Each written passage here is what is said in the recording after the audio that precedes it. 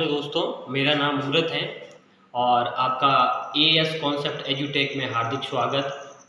और आज हमने पिछली वीडियो में आ की मात्रा कर ली थी, तो इस वीडियो में हम सभी स्वर की जो मात्राएं होती हैं उनके बारे में पढ़ेंगे।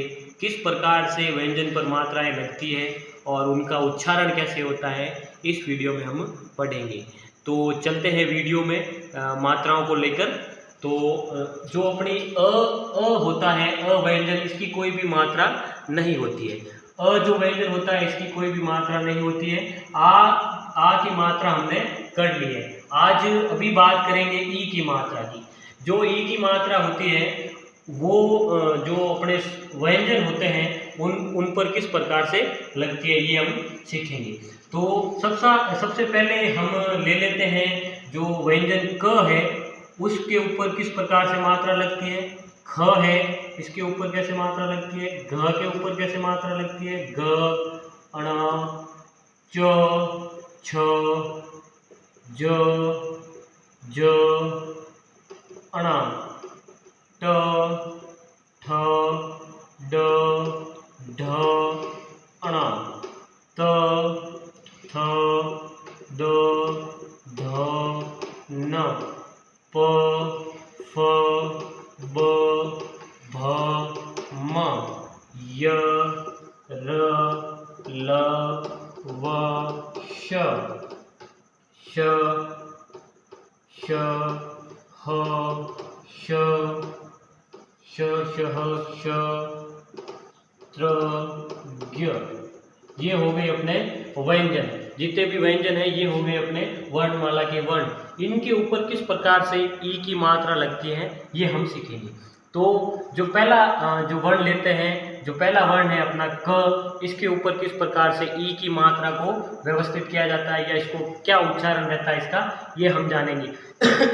इस वीडियो में हम जानेंगे कि किस प्रकार से आपको बिल्कुल भी अगर हिंदी किताब पढ़नी नहीं आती हो तो हम इस मात्राओं के जरिए से हम किताब पढ़नी सीख सकते हैं जल्दी। कि एक चीज़ होती है कि आप वीडियो देखने के बाद में खुद को भी इन अक्षर ज्ञान होना चाहिए कि भाई ये क है, च है, छ है, इनका अक्षर ज्ञान होना चाहिए और मात्राओं का ध्यान। बस हिंदी पढ़ने के लिए आपको यही चीज़ें चाहिए। फिर आगे जो भी अपने जो भी टॉपिक होंगे हम करते जाएंगे। जो क है इसके ऊपर ई की मात्रा इस साइड से, लेफ्ट साइड की ओर से जो मात्रा लगती है वो छोटी होती है। जो बाएं तरफ से जो मात्रा लगती है वो छोटे ई की होती है और जो दाएं हाथ की तरफ से मात्रा लगती है वो बड़ी मात्रा होती है। तो हम छोटी मात्रा की बात करें, छोटा ई की, तो ये की, खी, गी, गी, अणी, इस प्रकार से ये मात्राएं लगती जाएगी और इनका उच्चारण आप देख ही रहे हो मेरे साथ वीडियो में। की हो गया, खी हो गया, गी हो गया, गी हो गया, अणी हो गया। इसी प्रकार से ची, छी, जी, जी, अणी, टी, थी, डी, ढी, अणी, ती, थी, दी, धी, नी, पी, फी, बी, भी, मी, ई, री, ली, वी, शी, शी, ही, शी, त्री, गी। इस प्रकार से हम इनका उच्चारण करते जाएंगे।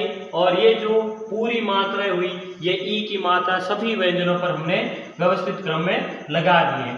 तो हमारा ई जो ई की मात्रा जी वो पूरी हो चुकी है। शुरू। चलो दोस्तों, हमने छोटी ई की मात्रा तो पढ़ ली है, अब आती है बारी बड़ी ई की।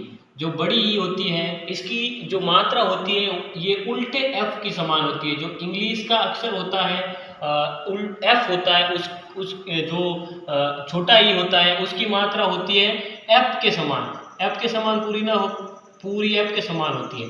और जो बड़ा ई होता है उसकी उल्टे एफ की तरह मात्रा होती है। तो ये मात्रा किस प्रकार से व्यंजन पर लगती है ये देखते हैं। जैसे मैंने लिखा क, तो जो छोटे ई की मात्रा थी वो बाईं ओर लगी और जो बड़ा ई की मात्रा होगी वो यहाँ इस दाएं हाथ की तरफ से मात्रा लगेगी।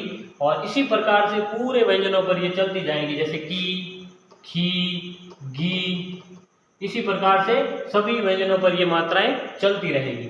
तो फिर ई की मात्रा यहाँ इसी प्रकार से चलती रहेगी। आपको समझ में आ गया होगा। तो फिर हम ऊ की मात्रा की ओर चलते हैं। ऊ की मात्रा, ऊ की मात्रा, ऊ की मात्रा होती है ये 9 के समान, जो पूरे रूप से 9 नहीं कह सकते लेकिन 9 के समान होती है कि भाई ये जो ऊ की मात्रा है ये 9 की समान होती है। इनका उच्चारण किस प्रकार से किया जाता है ये भी आप देख लें। ये जैसे क है और ये जो 9 की तरह मात्रा दिखने वाली है ये जस्ट यहाँ नीचे लगती है। यहाँ जैसे ये व्यंजन है इसके नीचे लगेगी ये मात्राएं, सारी मात्राएं नीचे लगती जाएगी सभी व्यंजनों पर। ऐसे इसी प्रकार से ये मात्रा लगती जाएगी। तो ऊ की मात्रा इस प्रकार हो गई। फिर हम लेते हैं ऊ के बाद में आता है बड़ा ऊ। बड़ा ऊ की मात्रा, बड़े ऊ की मात्रा होती है जो ये उल्टी होती है, ऐसे ये छोटे ऊ के जस्ट विपरीत होती है। और इसकी मात्रा किस प्रकार से लगती है किसी व्यंजनों पर ये देख लेते हैं। जैसे मैंने लिखा क, जिस प्रकार से ये मात्रा लगी थी इसकी उल्टी ये ऐसे। फिर ख, ख पर भी ऐसे उल्टी। तो इनका उच्चारण हो गया कु, खु, गु, गु, अणु, चु, छु, जू। इस प्रकार से इन मात्राओं को, इनको थोड़ा कम खींचा जाता है। इनका उच्चारण जब हम करते हैं छोटा ऊ का तो हम इसको कम खींचते हैं। जैसे कु, खु, गु, गु, अणु, चु, छु, जू। इस प्रकार से इनको पढ़ा जाता है। फिर अब हमारे पास मात्रा बचती है री की। जो री की मात्रा होती है वो इस प्रकार से री की मात्रा लगती है। और जिन पर ये मात्रा लगती है इनको री पढ़ते हैं। री का उच्चारण आता है। जैसे ये मैंने क लिखा और क के नीचे अगर री की मात्रा लगाता हूं तो इसको पढ़ेंगे क्री।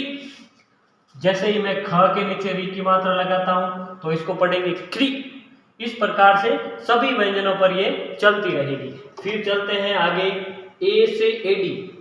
जिसे हम ए से एडी कहते हैं उसकी मात्रा देखते हैं। ए से एडी की मात्रा एक मात्रा होती है जो शिरोरेखा के ऊपर एक लाइन ऐसे एक मात्रा होती है।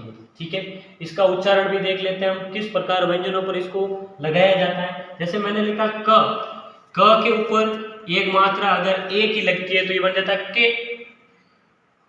जैसे ख के ऊपर लगा दी तो खे, घ के ऊपर लगा दी तो गे। इसी प्रकार से सारे व्यंजनों पर ये मात्रा चलती रहती है। फिर हमारा जो वह स्वर बचता है वो बचता है ए। हमने कर लिया तो बड़ा ए आता है। बड़ा ए किस प्रकार से बड़े ए की मात्रा होती है हम देखते हैं। जैसे मैंने लिख दिया यहाँ पर बड़ा ए, इसकी मात्रा होती है दो मात्राएं। शिरोरेखा के ऊपर दो मात्राएं होती है। तो इसका उच्चारण किस प्रकार से होता है, किस प्रकार से इसको व्यंजन पे लिखते हैं। जैसे मैंने यहाँ पर च, अभी क समझ रहे थे, आज अभी हम च लेते हैं। च के ऊपर जब बड़े ए की मात्रा लगाते हैं चे, छे, जे। इस प्रकार से इनका उच्चारण हम करते जाते हैं। फिर ये स्वर हमारा कंप्लीट होता है। फिर आते हैं हम बड़ा ए भी हो जाता है ओ से ओखली।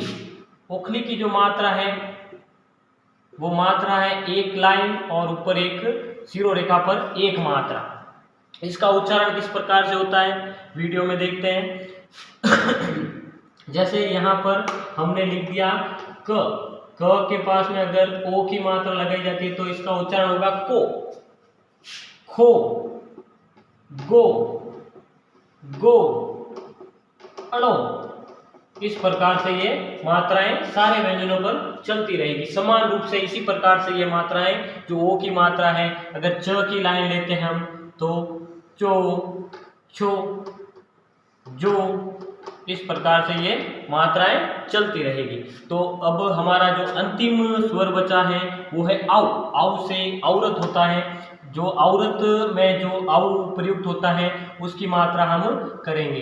तो आउ से औरत है उसको इस प्रकार से लिखा जाता है जिसके ऊपर दो मात्राएं होती है। कितनी मात्राएं होती है? दो मात्राएं होती है। फिर हम इस आउ की मात्रा को अगर अलग लिखना चाहें तो एक लाइन और शिरोरेखा पर दो मात्राएं, ये हो गई आउ की मात्रा। फिर आउ के अगर व्यंजन पर हमें ये मात्रा लगानी हो तो किस प्रकार से लगाते हैं ये देख लीजिए। जैसे मैं यहाँ लिख दूं ट, ठ के ऊपर अगर मैं आउ की मात्रा लगाऊं, आउ से औरत की मात्रा लगाऊं तो बन जाता है टाउ, ठाउ, काउ,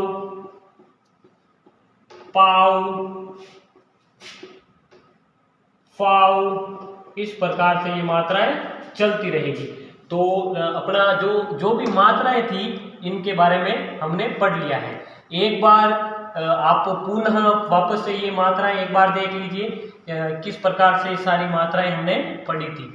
तो सबसे पहले हमने अ की मात्रा पढ़ी, अ की कोई भी मात्रा नहीं होती है। फिर हमने आ की पढ़ी, आ में एक रेखा होती है टी के समान, अंग्रेजी के जो अल्फाबेट होती है उसके टी के समान आ की मात्रा होती है। फिर हमने छोटी ई की मात्रा पढ़ी, वो होती है एफ के समान, जो इंग्लिश का जो अल्फाबेट में एफ होता है उसके समान ई की मात्रा होती है। फिर हमने पढ़ा बड़ा ई, इसकी जो मात्रा होती है उल्टा एफ की समान होती है। और फिर हमने पढ़ा ऊ के बाद में, ई के बाद में हमने ऊ पढ़ा, ऊ की जो मात्रा होती है गणित के 9 की तरह होता है और 9 की तरह होती है। फिर हमने बड़ा ऊ पढ़ा, बड़ा ऊ की मात्रा जो होती है उल्टे 9 के समान होती है। फिर हमने ए पढ़ा, ए की जो मात्रा होती है एक लाइन होती है सीधा रेखा के ऊपर, और आई की जो मात्रा होती है शिरोरेखा के ऊपर 2 मात्राएं होती है। फिर ओ की जो मात्रा होती है वो होती है एक रेखा और शिरोरेखा पर एक मात्रा। औ की जो मात्रा होती है वो एक रेखा और शिरोरेखा पर 2 मात्राएं। तो हमारी जो मात्राओं का जो टॉपिक था ये इस वीडियो के माध्यम से हमने पूरा कर लिया। इस वीडियो के माध्यम से हमने मात्राओं का जो भी व्यंजन पर मात्राएं लग रही थी, जो स्वर थे उनकी मात्राएं व्यंजन पर किस प्रकार से लग रही थी वो हमने देख लिया है। तो आशा करता हूँ कि आपको ये वीडियो पसंद आया होगा। अगर ये वीडियो पसंद आया है तो आप सब्सक्राइब करो और ज़्यादा से ज़्यादा संख्या में इसको शेयर करो। धन्यवाद।